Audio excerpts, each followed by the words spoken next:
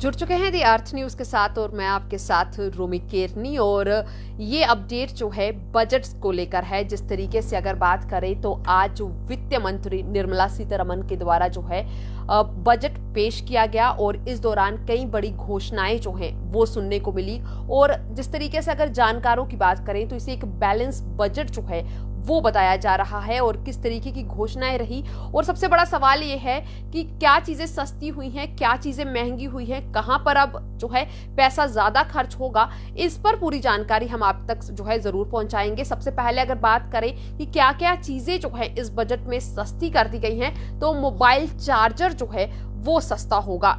खेती का सामान यानी कि एग्रीकल्चर इक्विपमेंट्स की अगर बात की जाए तो वो सस्ता कर दिया गया है। हीरे के गहने यानी कि जो हीरे की डायमंड ज्वेलरी है वो सस्ती कर दी गई है। इसके साथ साथ जूते चप्पलें जो हैं वो सस्ती हो जाएंगी। विदेशों से जितने भी आने वाली मशीन्स होंगी वो सस्ती हो जाएंगी। मोबाइल फोन, कपड़े सस्ता हो जाएगा और साथ ही साथ लेदर जो है वो सस्ता हो जाएगा। ये कहीं ना कहीं ये चीजें इस पर जो है अब कम जो है खर्च होगा। कहीं ना कहीं जो पॉकेट है वो आपके शायद उस हिसाब से आप पॉकेट जो है उस पर कहीं ना कहीं राहत आपको मिल जाएगी। और अगर वही बात करें तो इसके साथ साथ अगर बात की जाए तो किस पर अब ज्यादा क्या चीजें महंगी हो जाएगी, तो इमिटेशन जो ज्वेलरी है यानी कि जो आर्टिफिशियल ज्वेलरीज हैं उस पर कस्टम ड्यूटी जो है वो बढ़ा दी गई है। इसके साथ साथ अगर हम बात करें तो राहत की अगर बात करें तो इसमें कहीं ना कहीं उन लोगों के लिए राहत दे दी गई जो टैक्स पेयर्स थे, यानी कि उनको जो विकलांग हैं उनके पेरेंट्स के लिए जो है वो टैक्स में कहीं ना कहीं एक छूट दे दी गई है, उसको ध्यान में रखा गया है। पर जो एक बड़ा सवाल उठ रहा है कि जिस तरीके से अगर जो सरकार ने डायमंड्स के ऊपर दे दी छूट, या इसके साथ साथ मोबाइल चार्जर्स के ऊपर छूट दी है, या मोबाइल फोन्स के ऊपर दी है, इसके अलावा लेदर सस्ता कर दिया है, कहीं ना कहीं ये सारी चीजें जो हैं ये सस्ती हो गई हैं। और माना जा रहा है कि ये एक बैलेंस्ड बजट जो है वो वित्त मंत्री जो हैं वो लेकर आई हैं। और इस पर अब अगर बात की जाए तो प्रतिक्रिया सबसे पहली जो है वो देश के प्रधानमंत्री के द्वारा आई है।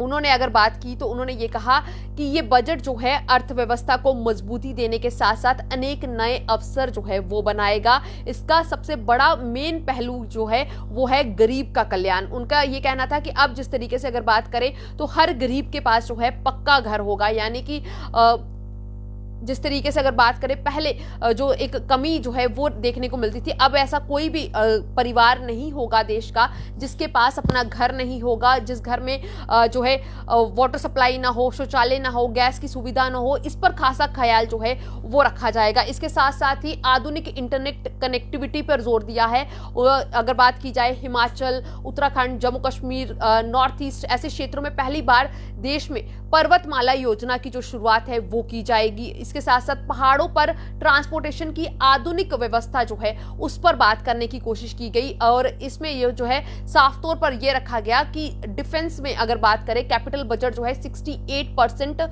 जो है डोमेस्टिक इंडस्ट्री के लिए रिजर्व करने की बात की गई, जो कि एक बड़ा लाभ है माना जा रहा है एमएसएमई सेक्टर के लिए होगा। इसके साथ साथ ही अगर बात करें तो इस बजट में जो है प्रधानमंत्री ने यही कहा कि इस बजट का मकसद जो है वो है कि गरीब का कल्याण करना, यानी कि जो एक वर्ग है, जो देश का बहुत बड़ा वर्ग है गरीब, उसका कल्याण करना। और कहीं ना कहीं उसको लेकर जो है ये साफ कर दिया कि ये कहीं ना कहीं उसको लेकर फायदा जो है पहुंचाएगा। इसके साथ ही अगर हम बात करें तो इस बजट में क्या देखने को मिला, इस बजट में जो है आईटीआर में जो खामियां हैं उसे सुधारने के लिए 2 साल का वक्त जो है वो दे दिया गया है। साथ ही कॉर्पोरेट टैक्स को 18% से घटाकर 15% पर कर दिया गया है, यानी कि ये कहीं ना कहीं इसमें एक राहत मान सकते हैं। पर जिस तरीके से अगर बात करें तो आईटीआर में अगर गड़बड़ी होती है तो जेल जाना पड़ सकता है। इसमें अगर बात करें तो वित्त मंत्री ने ये कहा कि टैक्स सिस्टम में सुधार की प्रक्रिया जारी रहेगी और इसमें फॉर्मेट यानी कि रिफॉर्म लाने की योजना है। और गड़बड़ी जो है अगर आप 2 साल तक भी इसमें कोई भी जो चेंजेस करने हैं वो नहीं करते हैं